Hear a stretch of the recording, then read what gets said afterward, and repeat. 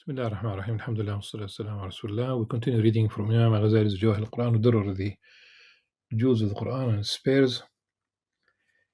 We began reading the story of Sayyidina Ibrahim alayhi salam from Surah Al-Ankabut, and how he called his people for to worship Allah subhanahu wa ta'ala, which is the call of every prophet, every messenger. And he did point to the fake idols that they were worshipping, and that they could not do anything to them, could not benefit them, that they should worship Allah subhanahu wa ta'ala alone. And the narrative shifts to the believers, the Muslims, and Prophet Muhammad sallallahu alaihi wasallam. But and it goes back to Sayyidina Ibrahim alayhi salam, where the narrative, the verses in the Quran address the fire and how Allah subhanahu wa ta'ala saved him. And again, this is really where we stopped, and we said that we will continue reading this story, the part of it, which is we'll try to mention the other verses that are relevant, especially when we speak about Ishaq and Yaqub, Isaac and Jacob. Ishaq being the second son of Ibrahim alayhi salam, and Jacob being a grandson through Ishaq, and why this is important. So the people of Sayyidina Ibrahim alayhi salam, they called for his killing or burning him, and Allah subhanahu wa ta'ala saved him. That there is a sign in this. Now again, back to the idols that they have worshipped. وقال إنما اتخذتم من دون الله أوثانا مودة بينكم في الحياة الدنيا. He said to his people, of course, you have taken idols for worship, you have taken idols instead of Allah, only to keep harmony among yourselves in this worldly life. ثم يوم القيامة يكفر بعضكم ببعض. But on the day of judgment, you will disown and curse one another. وَمَأْوَاكُمُ النَّارُ وَمَا لَكُم مِّن نَاصِرِينَ. Your home will be the fire, and you'll have no helper. مَوَدَّةَ بَيْنِكُمْ. To keep the harmony, to keep the amicability, to keep the social order, though it is based on fake bonds, the social fabric. And I have a story here that could explain this. When I was in Malaysia between 1993 and 1996, teaching at the International Islamic University in Kuala Lumpur, I used to do maintenance, fixing the car at a Chinese shop. The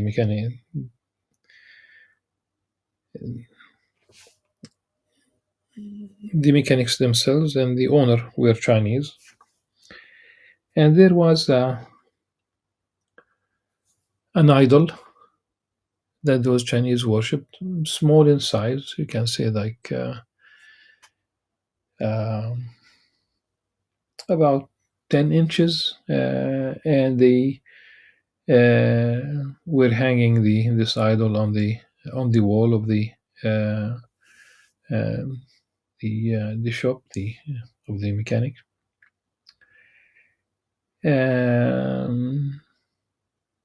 They dressed the idol. They, of course, they created man-made. It's just like a doll, but they have worshipped it. with hair and beard, so it's a male idol, I would say.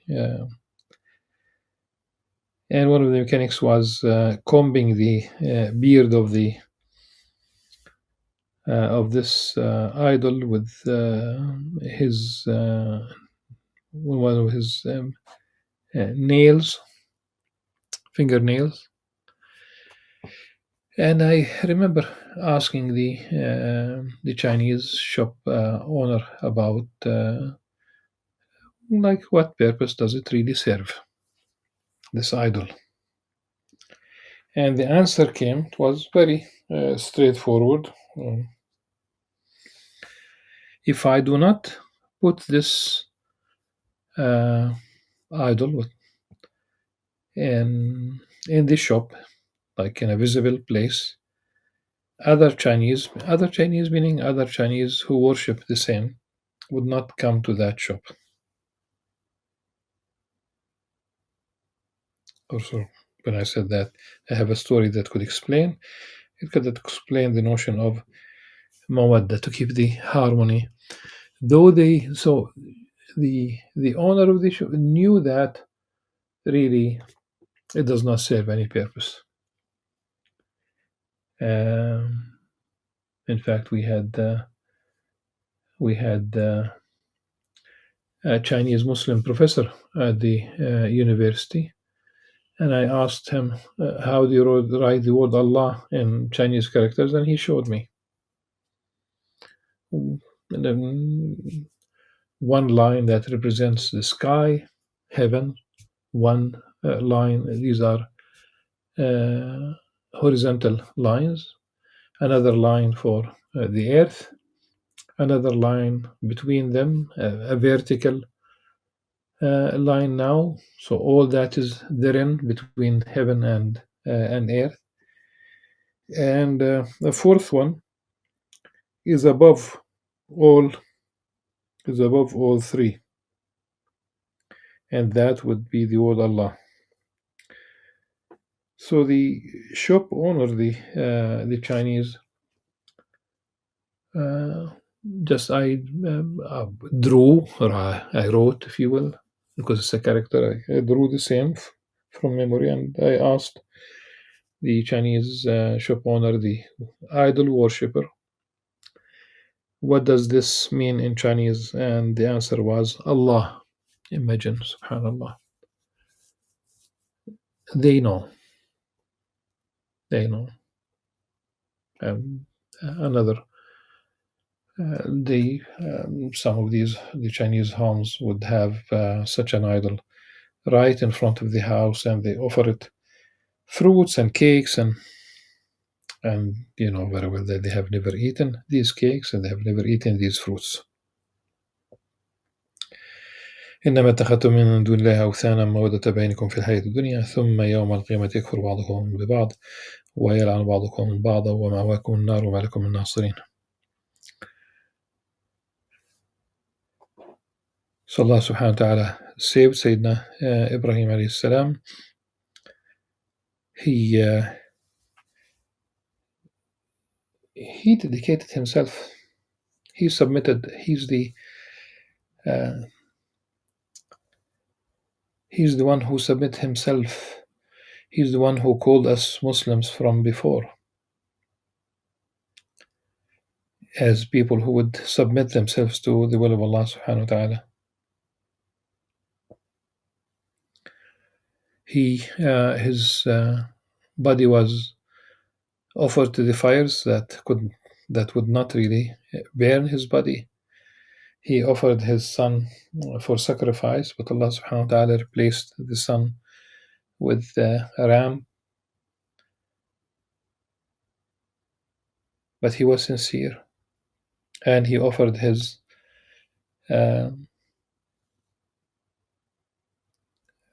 money for his guests. He was a good host, well known for his hospitality. Abu Difan,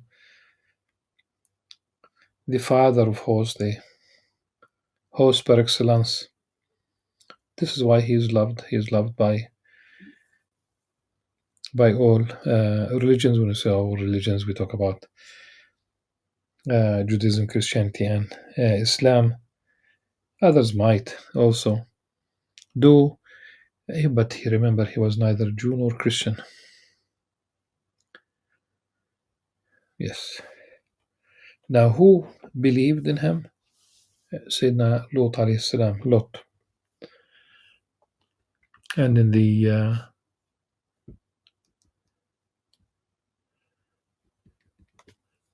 in a different context of the Quran, وَنَجَّيْنَاهُ وَلُوطًا الْأَرْضَ الَّتِي بَارَكْنَا فِيهَا الْعَالَمِينَ, and we have saved him. And Lut alayhi salam, to the land that we have blessed for the nations. This is not a politically correct translation. This is what it is in Arabic, للعالمين.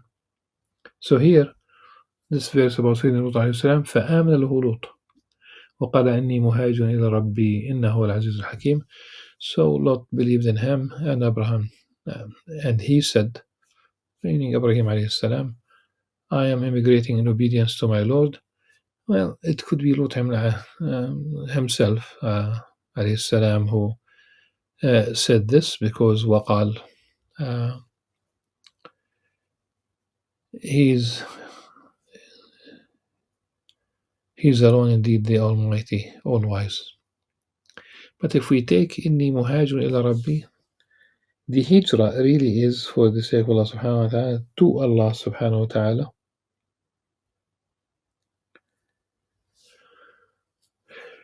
And why? We know that the hijrah and sincerity go hand in hand, otherwise it will not be counted. The very first hadith in Sahih al-Bukhari, إنما الأعمال بالنيات, deeds are considered weighed according to intention. He who migrates, or whose migration was for the sake of Allah subhanahu wa ta'ala and his messenger, is for the sake of Allah and his messenger, and he who migrated for the sake of a worldly benefit, or for the woman to marry her, then that's what it is. It does not go beyond that. It's not for the sake of Allah subhanahu wa ta'ala. And the notion of hijrah, the hijrah is basically going from point A to point B, Z, if you will. No more migration from Mecca to Medina, but migration in the sense of abandoning one position and going to another. This is really almost a daily occurrence, where you'll abandon bad deeds and adopt good deeds, modifying one's behavior. And the narrative now, which really supports the idea that it وقال إني مهاجر, that it could be Sayyidina Ibrahim alayhi salam, not Lut alayhi salam, because it says here وَوَهَبْنَا لَهُ إِسْحَاقَ وَيَعْقُوبَ وَجَعَلْنَا فِي ذُرِّيَّتِهِ النُّبُوَّةَ وَالْكِتَابَ وَآتَيْنَاهُ أَجْرَهُ فِي الدُّنْيا وَإِنَّهُ فِي الْآخِرَةِ لَمِنَ الصَّالِحِينَ. And we have granted him Isaac and Jacob. We blessed him with Isaac and Jacob. And we'll explain the wow here doesn't mean that it's at the same time, otherwise they would be twins, and reserved prophethood and revelation for his descendants. We gave him his reward in this life and in the hereafter. He will certainly be among the righteous. In this life, the honorable mention, the righteous family, a family of prophets, offspring. The prophethood from that moment on was in the offspring of Sayyidina Ibrahim alayhi salam. Now, granting him Isaac and Jacob, the first child of Sayyidina Ibrahim alayhi salam was Ismail alayhi salam, without any doubt. Even in the biblical narrative, Ismail was born when Abraham was 86 years old, and Isaac was born when Abraham was 99 years old, like almost 100. And probably we'll get back to this, to the biblical narrative. Elsewhere in the Quran, we'll just get two verses. One of them is وَوَهَبْنَا لَهُ إِسْحَاقَ وَيَعْقُوبَ نَافِلَةً. Nafila, we use the word nafila as extra. When something is fulfilled, and you do something extra, that's nafila. So, for example, the 5 daily prayers are obligatory, but if you pray the 2 prostrations, the 2 rak'ahs before Fajr, the 4 before noon, and 2 after, there are other possibilities, of course. 2 before the afternoon, 2 after the before the evening, and 2 after the evening prayer, and you might pray 8 rak'ahs after the night prayer, and you might get up before dawn and pray as much as Allah subhanahu wa ta'ala enables you to do. All nafila. Fasting other than Ramadan is nafila. Giving almsgiving other than the obligatory 2.5% or 10% if it's really crops like wheat.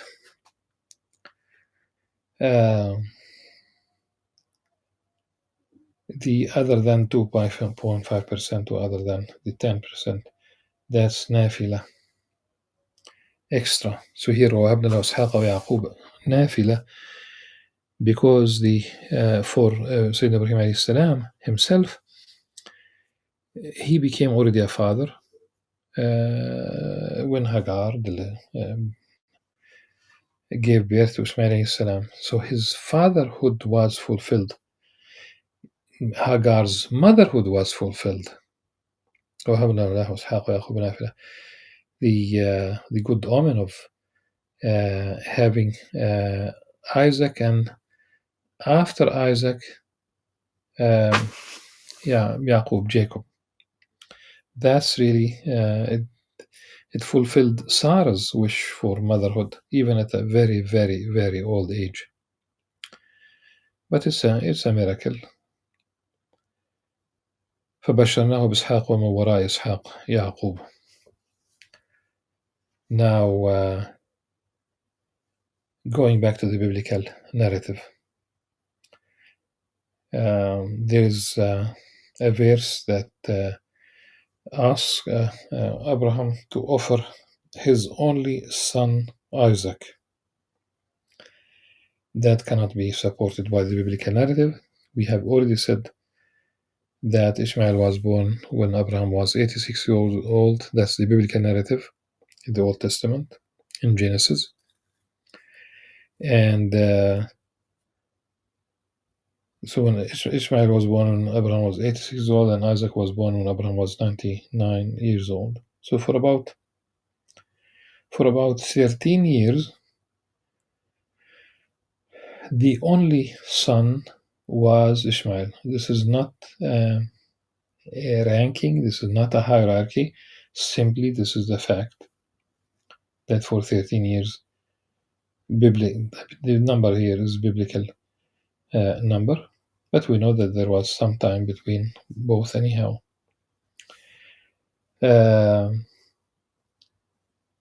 If Ishmael was the only son, then how could the Bible say, ask Ibrahim to offer his only son Isaac? And the Jewish rabbi scholars, they realize the tension between the word only and the word Isaac. The word only, your only, is Yehidcha. So they attempted to get rid of the tension by creating a post-revelation narrative, dialogue between God and Abraham. So God asked Abraham to offer his only son, and he responds by saying each one of them is the only son of his mother, meaning there has to be another criterion other than being the only. Ishmael being the only son of Hagar and Isaac being the only son of Sarah. Then God says to Abraham, the one that you love, he says, I love both. So it has to be something else. Ultimately, God tells him, it's Isaac, which really does not make sense. Another attempt to get rid of the tension between the word your only Yahidcha and the word Isaac is by, the Jewish scholars try to work on the etymology of the word Yahidcha. Rather than being your only, they just reinterpret it as your special child, miyuhad. But really, it does not. It does not change the reality of things that there is still tension because we have that time span between both. Why this is important? Because the child that was offered was not Isaac, it was Ismail alayhi salam. So it was Ismail, not Isaac. That's not, we believe in both of them as prophets on equal footing. And it's Mecca rather than Jerusalem. Jerusalem is very important for us. It's part of our faith. But the biblical story that says that it was Isaac and Ibrahim was about to offer Isaac in Jerusalem. It was never the case.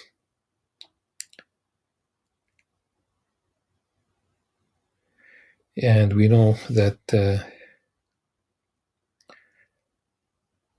when Yaqub alayhi salam, just before dying, he asked his sons, whom you are going to worship after me, after I die. They said, we worship your God, the God of your fathers, Ibrahim wa Ismail wa Ishaq ilahan wahidan. So they mentioned the grandfather, all of them called Aba. So Abraham, Ishmael, and Isaac, one God. We worship the one and only God.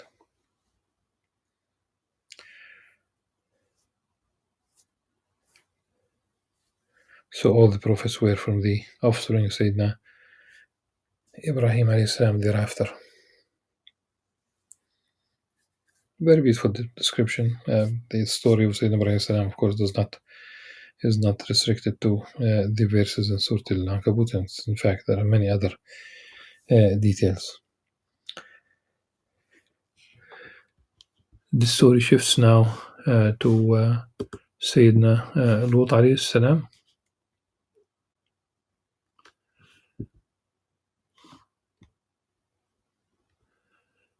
ولوطا إذ قال لقومه إنكم لتأتون الفاحشة ما سبقكم بها من أحد من العالمين. And with details.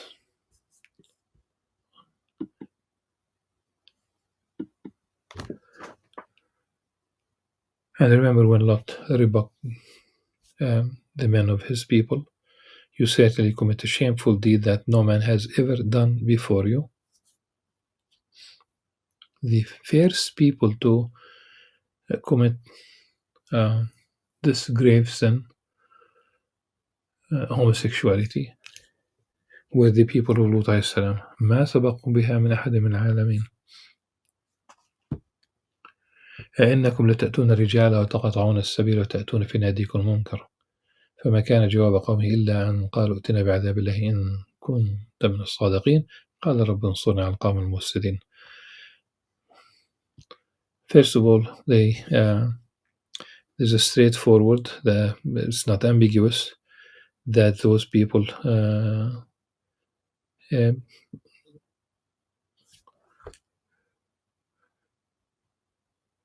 committed acts of homosexuality with other men.